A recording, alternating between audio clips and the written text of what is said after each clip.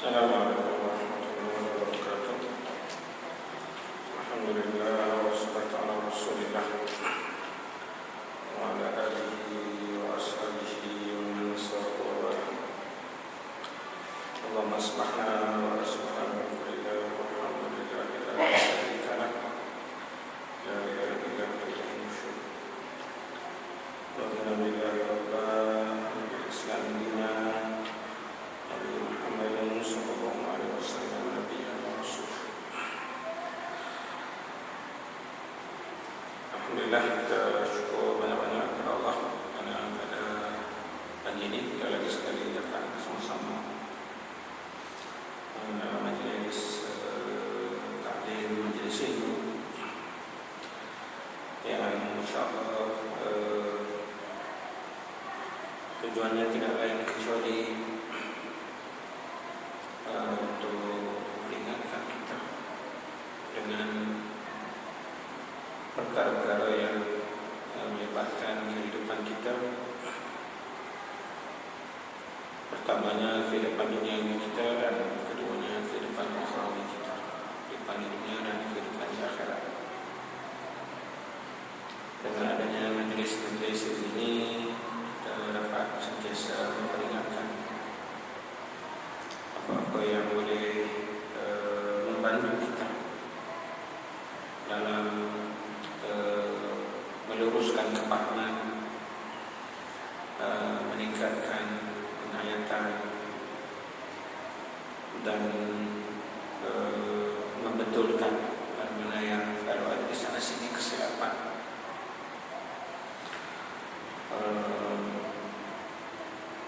Memang kita tidak nafikan yang sebagai seorang muslim mukmin banyak cabaran-cabaran yang terpaksa kita hadapi dalam hidup ini, dan itu seperti mana yang telah kita pelajari sudah menjadi asam garam dalam kehidupan. Ujian sudah menjadi salah satu daripada ketentuan Allah terhadap mereka yang beriman.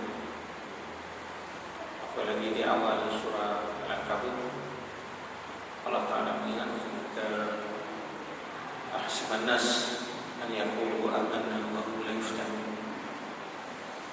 Maka mereka yang manusia menyangka mereka akan dibiarkan untuk terus menyebut amanna, kami sudah beriman, wahum la yuftanun, dalam keadaan mereka tidak diuji oleh Allah Ta'ala.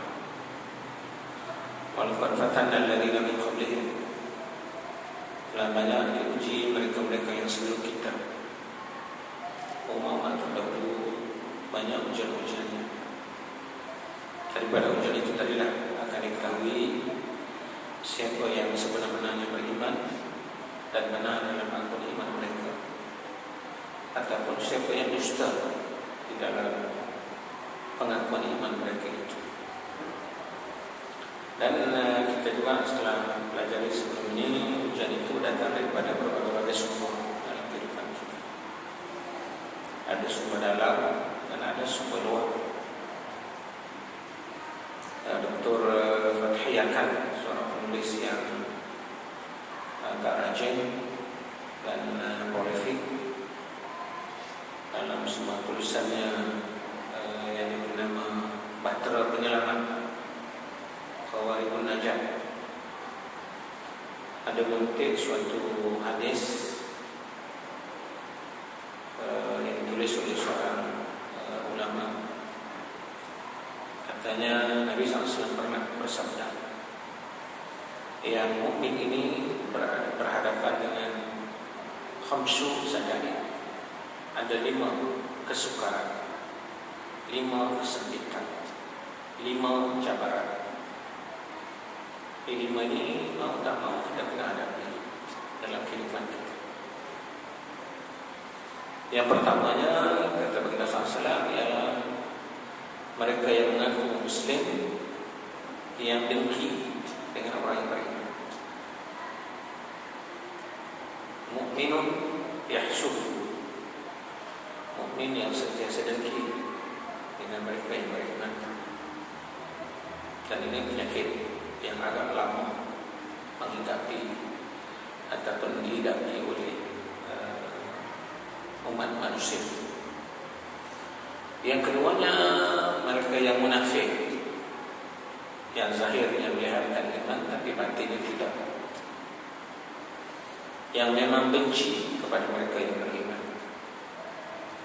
Menurut Dr. Fathiyatan juga, mereka yang munafik yang merupakan gunting dan lipatan ini, kalau kita tengok dalam sejarahnya, tidak ada semasa Nabi kita berada di Makkah.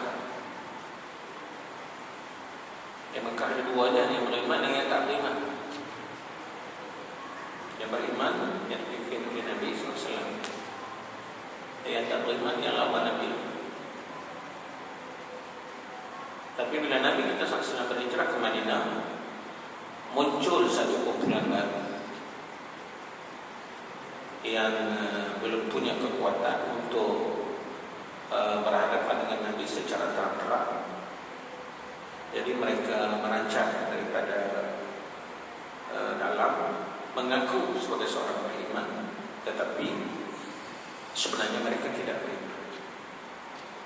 Sebab itulah dalam Al-Quran yang ada pada kita itu ada satu surah yang dinamakan surah Al-Munafiqun, yang menceritakan sifat mereka yang munafik.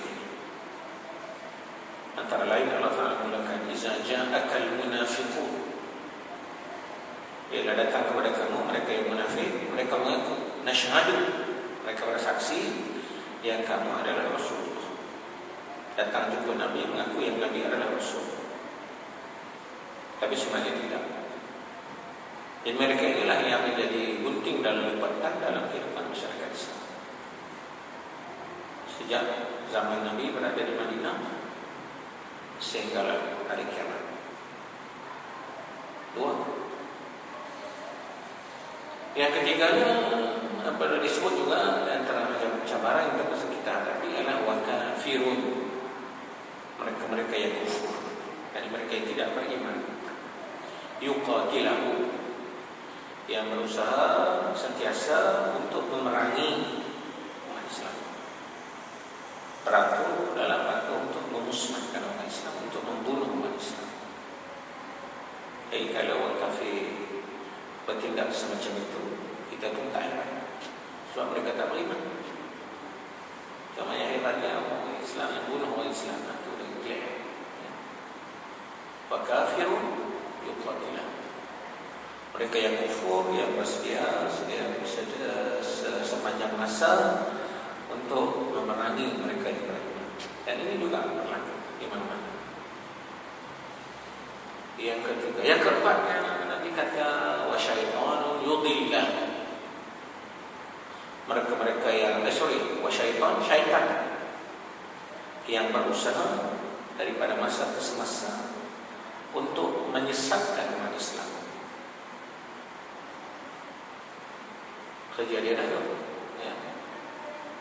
Sebab itulah kita dah sebut dalam masa membincangkan hadis yang ke-6 sebelum ini, kalau tuan-tuan masih ingat, bila Uthman al-Ansari yang satu masa didatangi oleh Nabi SAW, dan Nabi mengingatkan dia, Allah Ta'ala tidak akan membalas kepada mereka-mereka yang beriman ini yang semasa hayat mereka di dunia mereka melafazkan syahadah dan berkata la ilaha illallah.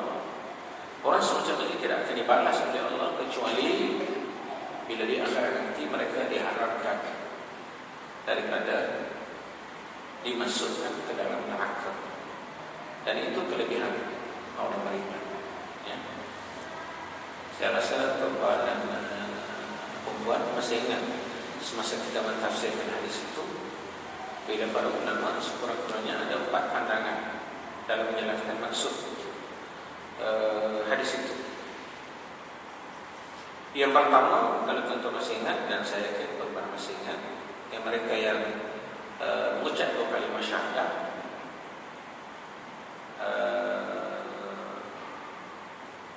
diberi balasan akhirnya, ya, di mana kesudahannya walaupun dia buat silap, walaupun dia buat kesalahan, dia melakukan dosa, walaupun dia dimasukkan ke dalam neraka, tapi akhirnya lastly dia akan dimasukkan juga ke dalam syurga. Itu maknanya. Akhirnya mereka tidak kekal di dalam neraka, mereka masuk juga ke syurga.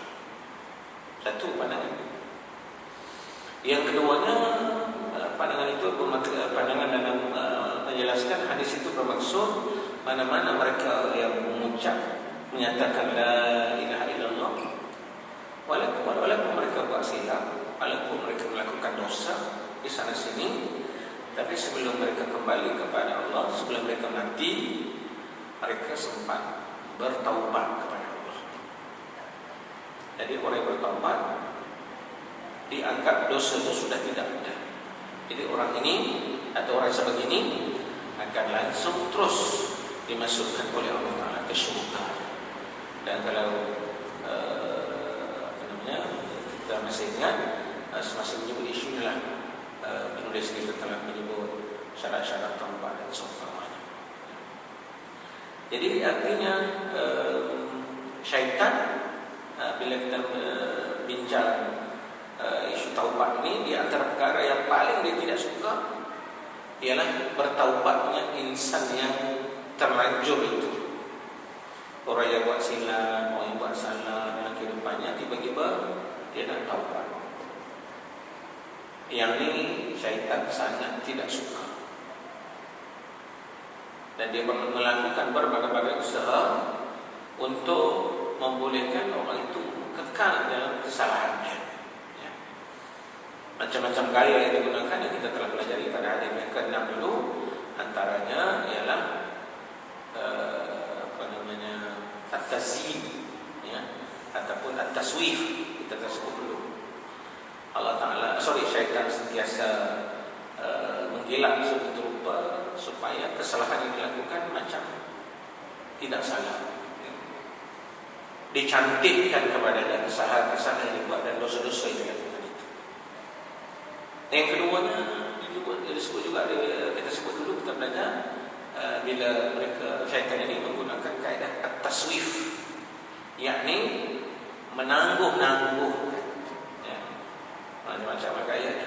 Kamu Allah ketika muda lagi kanan ini nanti itu taswif namanya. Jadi hal inilah yang kita sebut tadi, antara cabaran yang terpaksa kita hadapi bila Nabi kata syaitan yudillah, syaitan yang sentiasa untuk menyesatkan kita.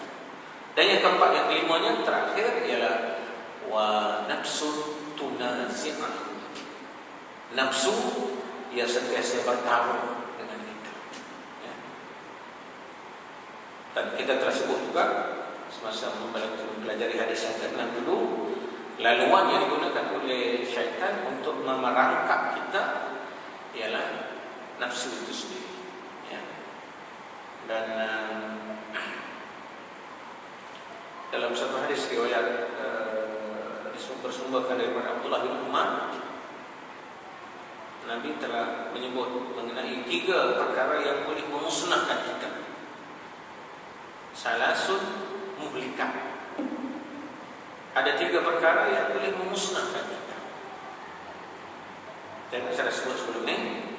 Yang pertamanya ialah syuhun mutlaq, sifat kedekut yang dilayani. Yang keduanya hawa muttaba, ada kaitan dengan nafsu tadi, ya. Hawa nafsu yang diekori, sentiasa ikut hawa nafsu. Sebab itu Allah Ta'ala pernah tegaskan di dalam Quran, afara'aita man ittakhadha ilahahu hawa. Kamu tidak tengok ke Muhammad, ada segelintir atau segolongan daripada manusia yang telah mempertuhankan hawa nafsu, ikut hawa nafsu. Jadi dia tak boleh nak manage, tidak boleh nak urus nafsu itu, walaupun ini supaya sentiasa menjadi rangsangan tak ada kebaikan. Nafsu tak ada nafsu pun susah, nafsu tak terurus pun susah juga, ya. Jadi kita kena well manage, ya. Jadi nafsu halang cabaran yang kelima tadi ialah nafsu yang sentiasa bertarung dengan kita. Dan pemusuhan kita sebagaimana sebuah hadis ini ialah hawa muttaba, hawa nafsu yang dituruti, diikuti, dilayani. Dan yang ketiganya kata Nabi, i'jabul mar'u bi nafsihi, seseorang yang kagum dengan diri sendiri. Ini juga menjadi pemusuhan. Jadi cabaran-cabaran inilah yang terpaksa kita hadapi, baik generasi sebelum kita ataupun kita sendiri yang hidup sekarang ini. Banyak cabaran-cabaran yang coba nak selewengkan kita, baik di kalangan orang Islam sendiri, baik daripada kalangan musuh Islam dan seumpamanya. Bila minggu lepas ada satu kumpulan berhimpun angkat spanduk kami hebat. Salah satu daripada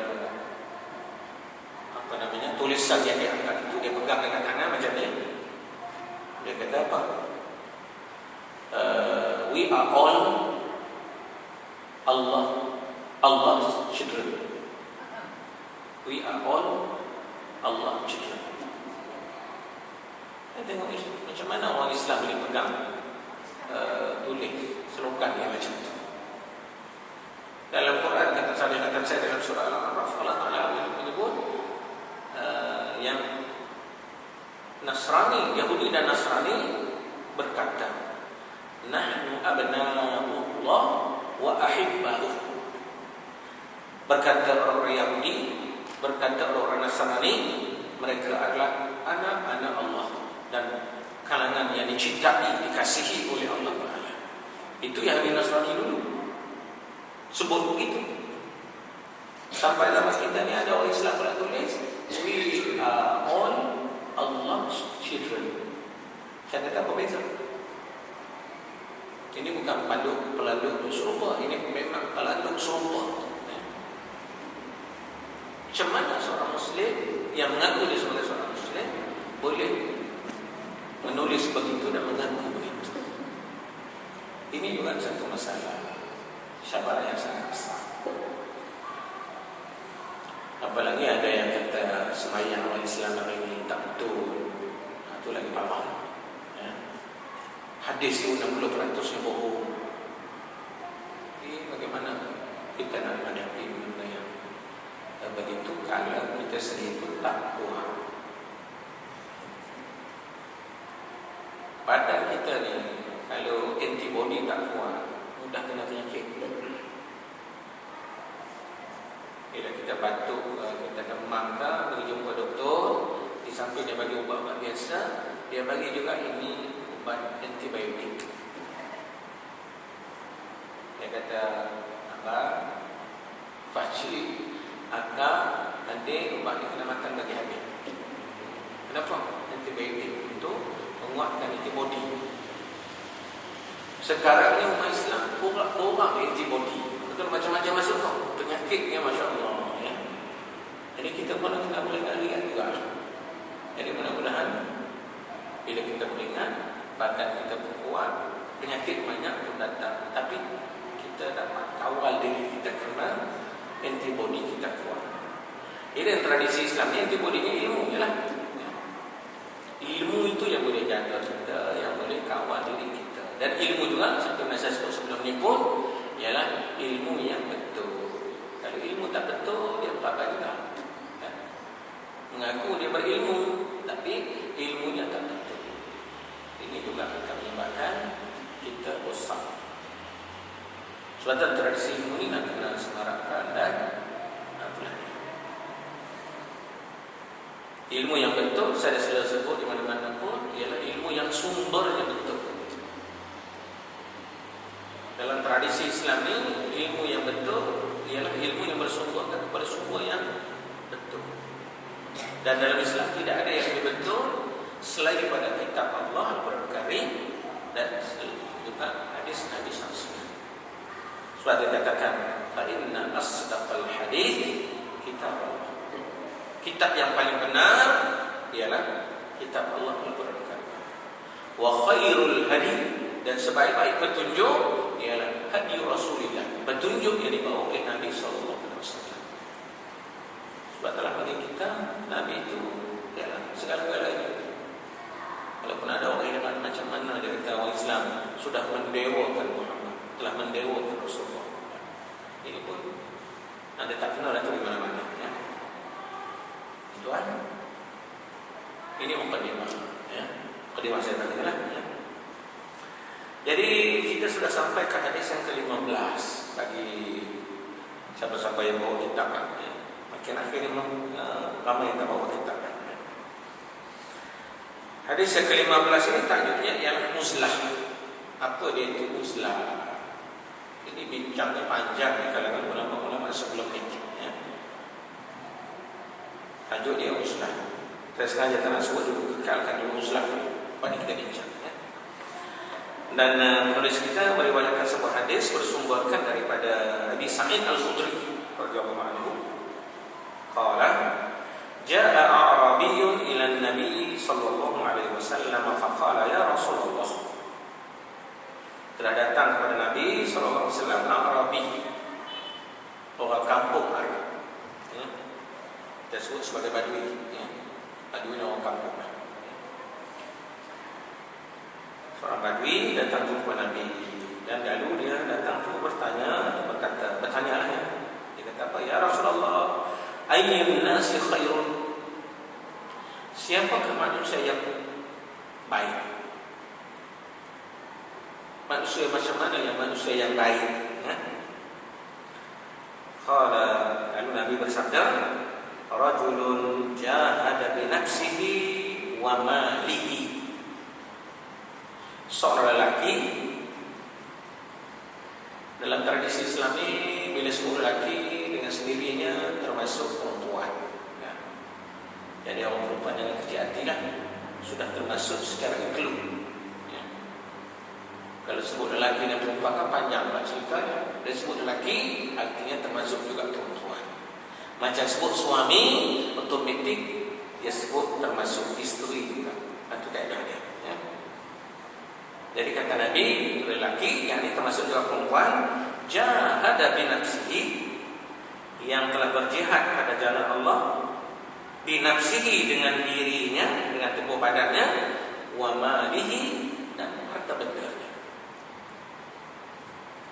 Ini pun satulah, ada kaitan dengan apa yang saya sebut tadi lah. 3 pemusnah, ya. Pemusnah yang pertama ialah syuhun muta', kedekut. Sifat kedekut yang dilayani, yang dituruti. Ini kontranya. Bila Badui bertanya, ya Rasulullah, manusia macam mana yang baik? Nabi jawab, lelaki dan perempuan yang berjuang pada jalan Allah dengan dirinya dan juga dengan hartanya. Nak berjuang dengan harta macam mana kalau kedekut? Ini fenomena, ya. Sebab tak nak jadi orang baik pun payah juga. Kadang-kadang menuntut pengorbanan itu, menuntut jihad, dengan dirinya dan dengan hartanya, ya. Warajulun, dan satu lagi ialah seorang lelaki termasuk juga mungkin perempuan, fi syi'abin minasyi'ab ya'budu rabbahu wa yad'un nasu min syarrihi, ya. Ini dinamakan uzlah, ya. Seorang lelaki yang pergi ke mana-mana perlembahan. Syu'ab ni kawasan lembah yang jauh daripada orang, ya, untuk beribadah kepada Tuhannya. Jadi boleh jadi dalam komuniti dia, dalam masyarakat dia payah nak beribadah. Akhirnya dia buat keputusan tinggalkan komuniti dia, pergi cari lembah mana yang air minuman ada semua sekali, dia pergi duduk dekat situ. Untuk apa? Ya'budu rabbahu, untuk beribadat kepada Tuhannya. Wa yad'un nas min syarrihi, dan meninggalkan manusia-manusia yang punya kejahatan, ada kejahatan, hingga menjauhi kejahatan manusia. Sebab mungkin manusia yang ada dalam komuniti itu manusia yang jahat, kalau dia duduk sekali mungkin akan terbias dengan kejahatan. Jadi untuk elakkan mereka daripada jangkitan penyakit kejahatan itu, dia pun ambil keputusan pergi duduk di lembah mana-mana untuk dekatkan dengan Allah Ta'ala beribadat walaupun jauh daripada orang. Inilah yang disebut sebagai uzlah itu, ya, tuan. Kata penulis kita di topik uzlah merupakan tajuk lama yang telah dibahaskan oleh para ulama dan telah menulis mengenainya. Ada banyak, ya. Kita boleh tulis mengenai kehidupan kerohanian ini. Orang telah bincang banyak masalah uzlah ini. Ulama besar dulu pun memang tidak pernah terkecuali membincangkan topik yang begini. Layakkah? Bolehkah? Tak salahkah saya tak duduk sekali dengan masyarakat saya kerana mereka tu tidak boleh membantu saya menjadi seorang baik? Boleh ke tidak saya tinggalkan mereka pergi duduk di tempat lain? Itu memang perbincangan yang panjang, ya. Di mana mereka berselisih pendapat dalam menentukan hukumnya. Biasalah benda macam ni tak boleh lalui dah. Ayat. Memanglah dalam fiqh kita ni dia tak, bila benda-benda macam tu dia tak boleh lalui, mesti ada perbezaan pandangan. Ya. Orang ni kata boleh, ini kata tak boleh, ini kata baik, ini kata tak baik, macam-macam, ya. Di mana mereka berselisih pendapat dan menentukan hukumnya. Di kalangan mereka ada yang berpendapat bahawa uzlah itu adalah lebih baik. Satu kalangan yang lain berpendapat hidup bercampur dengan orang ramai yang afdal, yang lebih baik. Walaupun mereka mungkin ada masalah dari segi watak, dari segi akhlak, semua sekali kita duduk bersama-sama mereka dalam usaha membetulkan mereka dengan tidak meninggalkan komuniti. Jadi kata setengah ulama, ini lebih baik daripada bersikap lari terus. Kenapa? Tak nak susahkan diri dengan mereka yang kaum malu ini. Dua pandangan di situ, ya. Jadi penulis kita dikata saya berkeyakinan yang hadis ini menunjukkan hukum uzlah dengan petunjuk yang jelas nyata. Ya. Apa hukum sunnah uzlah ataupun menyendiri daripada masyarakat itu? Ternyata hadis yang ada bersama-sama kita ini sudah memberi petunjuk ataupun isyarat yang jelas. Di mana kata beliau, Rasulullah SAW apabila apabila Nabi sendiri ditanya mengenai sebaik-baik manusia, baginda telah memberi dua jawapan. Siapa manusia baik? Nabi ada dua jawapan di sana. Yang pertama, lelaki atau orang yang bercampur dengan orang ramai dan berjihad dengan diri dan hartanya pada jalan Allah Subhanahu wa taala. Satu. Ini yang lebih dulu Nabi sebut. Dia tak sebut yang kedua tu. Orang yang duduk bersama-sama dengan masyarakat, berjihad, berjuang dengan menggunakan dirinya dan menggunakan hartanya. Tengok. Dan yang keduanya, orang yang beruzlah, yang hidup berjauhan daripada manusia dan beribadat kepada Tuhan dan menjauhi diri daripada menyusahkan manusia yang lain. Duduk seseorang dia, ya. Dia duduk di luarnya mana-mana, lepas tu beribadat kepada Tuhan, ya. Ada dua jawapan yang diberikan oleh Nabi semasa ditanya oleh Badui itu tadi. Jadi penulis kita kata di sini dapat dipahami bahawa jika uzlah itu baik secara mutlak, nescaya Rasulullah akan menyebut keadaan yang kedua saja. Okay. Kalau bersendiri, duduk jauh-jauh daripada masyarakat itu baik, nescaya Nabi tak akan bagi dua jawapan. Dia akan bagi yang jawapan kedua saja. Orang yang duduk jauh itu yang baik. Tapi tak, Nabi tak sebut itu. Dia ada bagi otoriti yang lain lagi. Mereka yang berduduk bersama-sama masyarakat, berjuang dengan dirinya dan hartanya. Dia ada dua keadaan di situ, ya. Sekiranya hidup bercampur itu baik secara mutlak, nescaya Rasulullah SAW akan menyebut yang pertama sahaja. Dia tak sebut yang kedua. Sebaliknya Nabi sebut dua-dua. Ini menunjukkan tiada kelebihan bagi uzlah dan selainnya secara mutlak. Yang pertama, duduk dalam masyarakat dengan sabar menghadapi macam-macam karina, tidak semesti itu yang terbaik, ya. Taklah juga bila ada serabut ke masyarakat yang macam-macam ni, tinggal duduk seorang kat mana-mana. Tak juga begitu, ya. Jadi ada dua alternatif yang diberikan oleh Nabi sendiri apabila ditanya oleh si Badui itu tadi. Jelaslah manusia itu terbahagi kepada dua bahagian. Kita ni ada dua bahagian, ya. Yang pertama, insan beriman kuat pada pula imannya, insan beriman kuat pula imannya, kuat juga kesaksiannya, boleh mempengaruhi mereka yang di sekelilingnya dengan mendampinginya, malah melihatnya sahaja akan bertambahlah kebaikan dan ketakwaan insan yang lain dan lebih dekat daripada Allah Ta'ala. Dan ketakwaan insan yang lain yang lebih dekat dengan Allah Ta'ala, mengajar kepada mereka urusan agama mereka, mengingatkan mereka akan Allah dan hari akhirat. Dia tidak terpengaruh dengan kejahatan dan penyelewengan orang lain. Jadi kalau ini yang pertama, yang jenis pertama, manusia beriman dan iman dia kuat, dia boleh mempengaruhi orang lain, dia boleh menjadi contoh kepada orang lain, dia boleh menjadi tauladan kepada manusia-manusia lain. Tengok dengan wataknya, dengan semua sekali lah ya. Jenis ini dapat diaplikasikan dalam bahagian yang pertama hadis. Justru afdal bagi mereka bercampur dengan orang ramai dan tidak beruzlah daripada mereka, yang tidak menyendiri, tidak meninggalkan daripada sama-sama dengan masyarakat. Bahkan jadi wajib atas mereka, sama ada secara kifayah maupun secara aini, bahkan berdosa bila mereka beruzlah. Sebab hukum ada dua, ada fardu ain, ada fardu kifayah. Nanti disebut secara kifayah dan secara ain. Ya. Secara kifayah artinya kalau dah ada orang lain buat, kita tidak dikenakan tanggungjawab hukum lagi. Tengok. Tapi tak kenalah bila sebut fardu kifayah, nampak semaya-mayanya. Tak betul lah ya. Walaupun betul dari segi realitinya. Contoh fardu kifayah ni semaya-mayat lah. Tapi buat contoh semua semaya-mayat bila keabahan ya. Termasuk juga dakwah ini tadi ya. Ajak orang kepada Islam. Tuan. Jadi kita ni sebenarnya orang yang dipertanggungjawabkan oleh Allah untuk menjadi contoh yang baik kepada orang lain dan berusaha juga mengajak orang lain. Tuan. Jadi fardu kifayah. Jadi fardu ain, ini memang tak boleh nak elak lah dapat. Baik ya.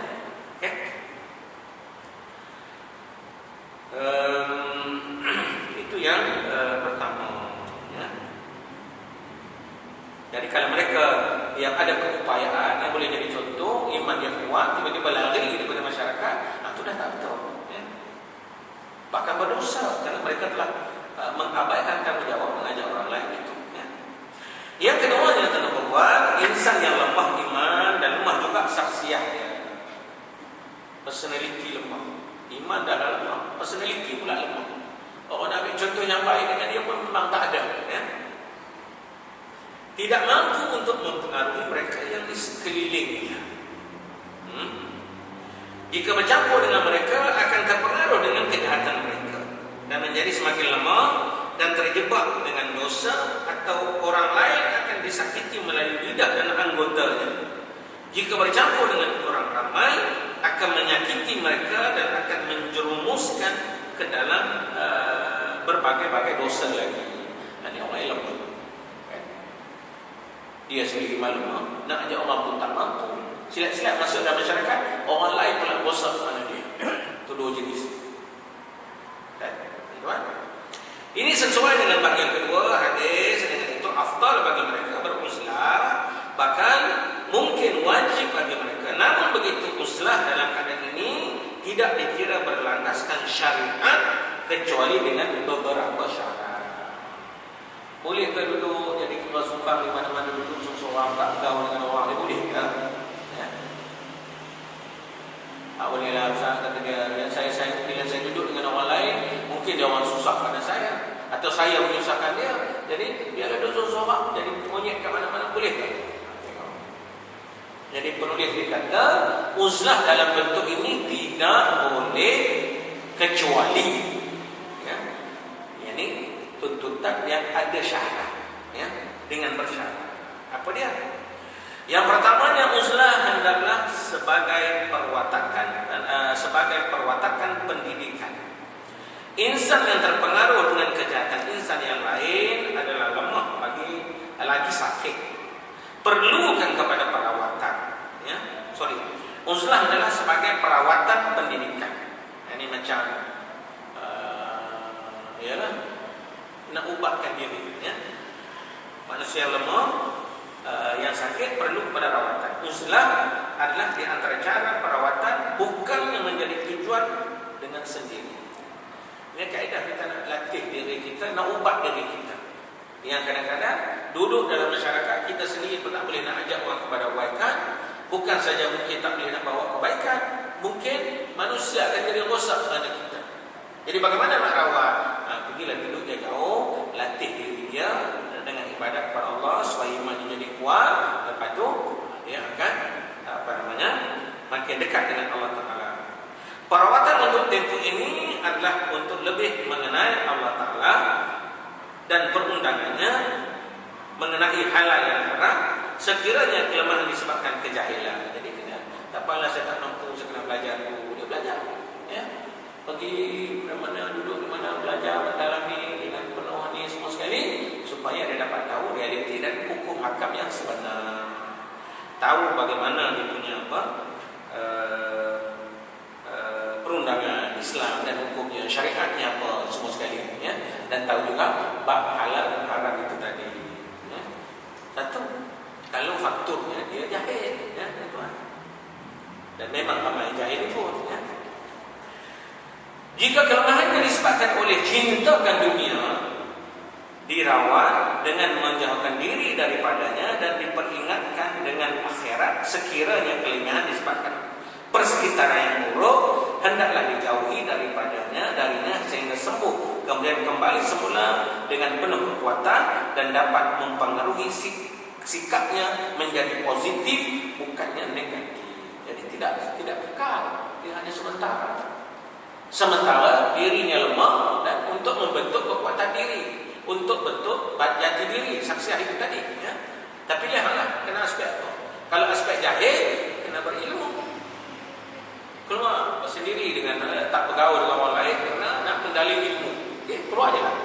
Tapi bila dah faham, bila dah jelas, ilmu dah okey, keluarlah, jangan duduk sama-sama lagi. Satu.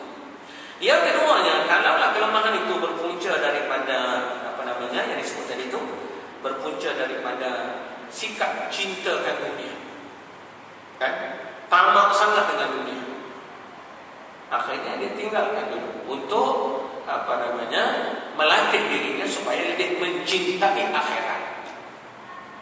Tuan, pergilah, tinggal dulu, walaupun dia dulu seorang usahawan yang terkenal, berubah, dia kata benda macam ni tak habis, ya. Akhirnya dia cuba nak kenal siapa dia, siapa dunia, siapa akhirat. Ini bentuk dari antibody. Jadi kena cari antibiotik yang saya sebutkan tadi lah, ya. Bila dah kuat, keluar balik, tak ada masalah, kan? Sebab saya selalu sebut pun, kita Islam tidak pernah memusuhi kita, ya. Islam tak pernah marah dengan orang kaya, tak pernah, ya. Sebab ini keperluan. Nak hidup macam mana kalau hartanya tidak ada? Tapi masalahnya, bila harta itu segala-galanya, dia yang mencorakkan kita, ini jadi isu. Orang dulu pun ramai kaya, Masya Allah.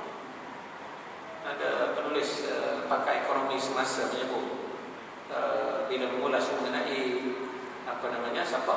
Abdurrahman bin Auf, yang katanya hartanya bernilai lebih daripada 1 juta zaman dia dulu, jutawan tu ramai sahabat Nabi. Tapi bila kita tanya balik apa sumbangan dia, tak okey kan? Banyak menghabiskan harta untuk bantu agama. Bila Nabi sendiri sallallahu alaihi wasallam wafat, siapa yang bantu Ummul Mukminin yang masih hidup selepas wafatan Nabi? Ramai ummahatul mukminin. Bila Nabi ada, tak apalah. Tapi bila Nabi sudah wafat, siapa yang biaya kehidupan mereka ini? Abdurrahman yang membiayai kehidupan ummahatul mukminin itu. Masya Allah, daripada duit dia. Tuan,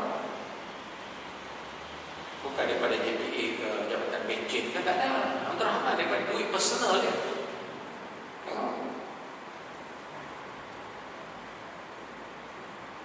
Dialah juga yang membiayai dan memberikan allowance khas kepada Al-Badriyun, para sahabat yang pernah ikut serta dalam perang Badar,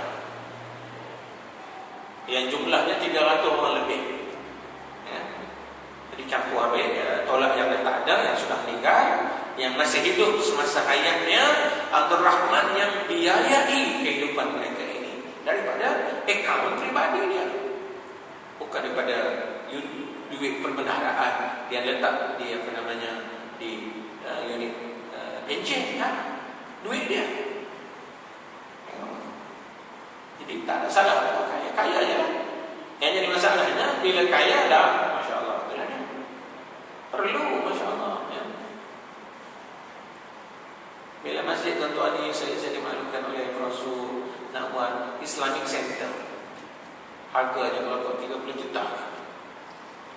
Nak buat macam mana kalau tak ada duit? Perlu duit. Dengan suatu yang koman, boleh dibangunkan di tengah-tengah kawasan DJ ini, tiba-tiba ada Islamic Center yang menjadi pusat aktiviti umat Islam di sini. Ini bukan satu yang koman. Jadi bagaimana nak dirikan kalau semua orang tak dapat lagi? Semalam saya jumpa dengan seorang sahabat daripada Kuantan. Untuk bincang, dia kata bila banjir baru ini berlaku menyerang Kuantan, macam kita tahu lah, ya. Menyebabkan rumah ibadat ada satu surau khusus sangat, dan akhirnya mereka bertekad nak buat surau yang baru. Jadi bila dia orang asal saja buat announcement, sekarang sudah ada sekitar 300,000 sudah dikumpulkan. Tengok, tuan-tuan, bagaimana nak kumpul 300,000 kalau pakai kedikut belakang, semua pakai sayang harta belakang. Masya Allah, ya. Nak bagi RM50 daripada duit beribu berkira mahal. Itu contohnya. Jadi kalau penyakitnya penyakit hubbud dunia, cinta dunia itu, maka dia rawat dengan cara macam mana supaya sifat sayangkan dunia itu dapat dirawat, dan bila dah sembuh maka berada di tengah-tengah masyarakat, ya. Kalau penyakitnya masalah persekitaran, ya, suasana yang tidak kondusif, ya, ini pun masalah, tuan-tuan.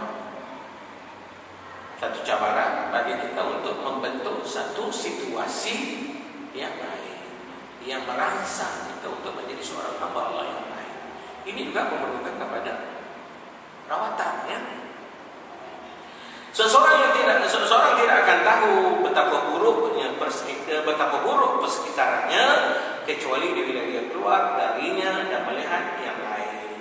Bandingannya laksana orang yang hidup dalam persekitaran yang buruk udaranya dan busuk baunya, dia tidak akan terasa karena sudah biasa dengannya. Jika ada orang lain yang coba nak meyakinnya betapa buruknya persekitaran yang dia hidup itu, dia tetap tidak akan mempercayainya. Kenapa? Dia dah biasa dah, ya. Rumah dia sebelah lojinya.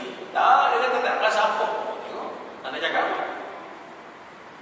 Tak, dia kata dekat sana jauh lebih baik, cuaca fresh, Masya Allah. Tengok. Jadi satu usaha dia nak meyakinkan dia tu. Dengan itu, untuk meyakinkannya terpaksalah dikeluarkan daripada persekitarannya itu. Setelah keluar dan kembali semula sesudah umpamanya beberapa minggu atau beberapa bulan, dia sendiri akan dapat merasai perbezaan. Dia kena tinggal, keluar daripada persekitaran itu untuk melihat persekitaran yang lebih positif daripada dia. Kena usulahlah di situ, ya. Mereka yang masuk yang mesti sebagai contoh dilihat di sana berbagai perkara, pemandangan dan urusan yang boleh menyebabkan dia lari daripadanya. Namun perasaan tersebut mula menurun dengan berlalunya masa, justru kurangnya sensitiviti terhadap kemungkaran bila ia ikut perjalanan haji atau umrah sebagai contoh, kemudian kembali, sesungguhnya sensitiviti dan sentimen terhadap kemungkaran atau fasadan akan bertambah kembali. Duduk dalam masyarakat yang jahat, yang teruk persekitarannya. Jadi perlu bagaimana kita kena keluar daripada kawasan itu, pergi ke kawasan yang membolehkan dia dapat beza buruknya kawasan yang dia tinggal dengan baiknya kawasan yang dia duduki baru itu. Pergi duduk, beza dengan duduk di sini. Umpamanya bila orang pergi umrah kan, dia kata sebab musim haji, ya. Musim umrah, ya. Pergi 10 hari atau 12 hari, InsyaAllah dipenuhi dengan program ibadah. Tuan, sembahyang Jumaat 5 waktu full. Tak cukup dengan tu, sembahyang jenazah pula setiap waktu. Masa duduk kat kampung dia 3 tahun sekali sembahyang jenazah, pun belum tentu lagi. Tengok, nak biasakan benda macam tu. Dia kata kalau suasana dekat sana tu boleh kita bawa dekat sini, adalah ada perubahan. Bawalah, persekitaran tu akan berubah. Jadi kalau semua pakai tak tahu betapa baiknya wujudkan satu persekitaran yang baik, maka sampai bila persekitaran yang positif itu tidak akan dapat dibentuk. Jadi ini memerlukan kepada sebenarnya disebut oleh penulis kita, ya.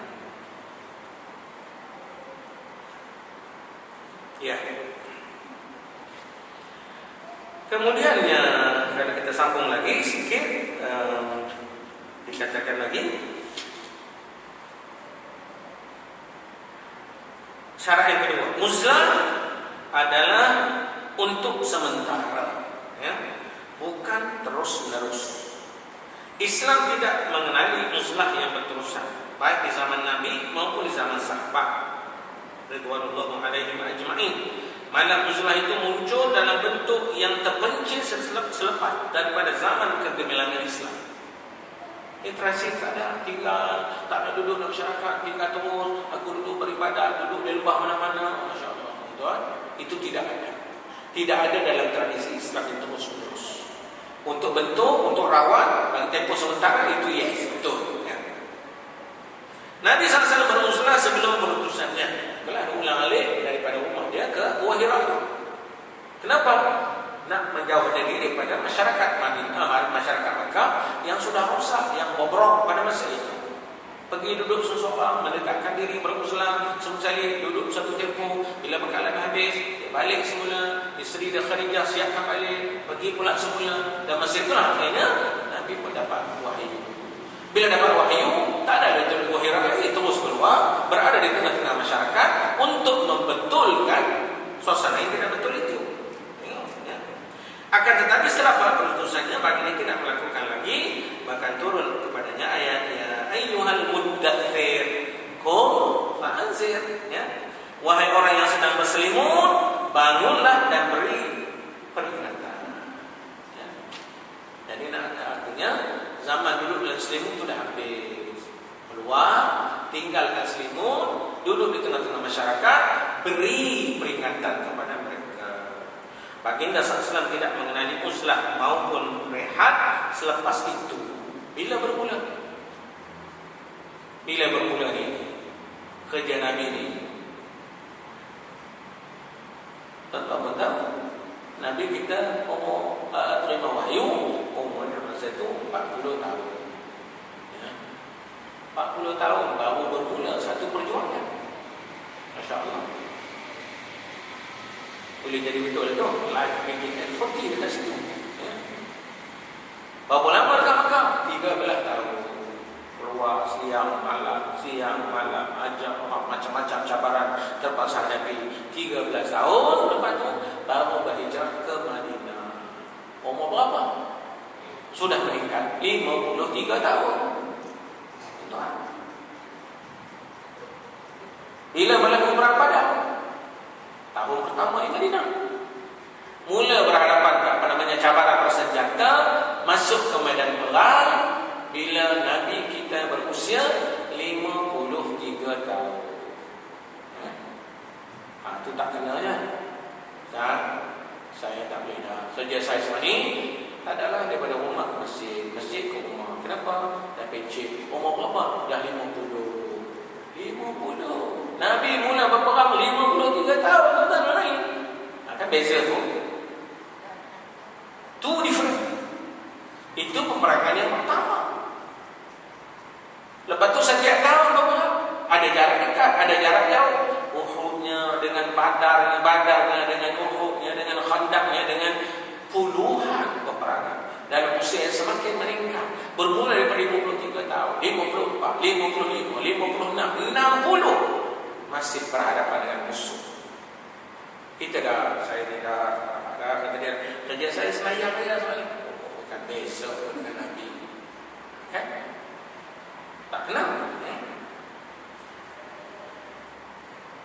Jadi jelas itu keadaannya. Dengan itu uzlah adalah untuk perawatan sewajarnya berlalu dengan berlalunya sebab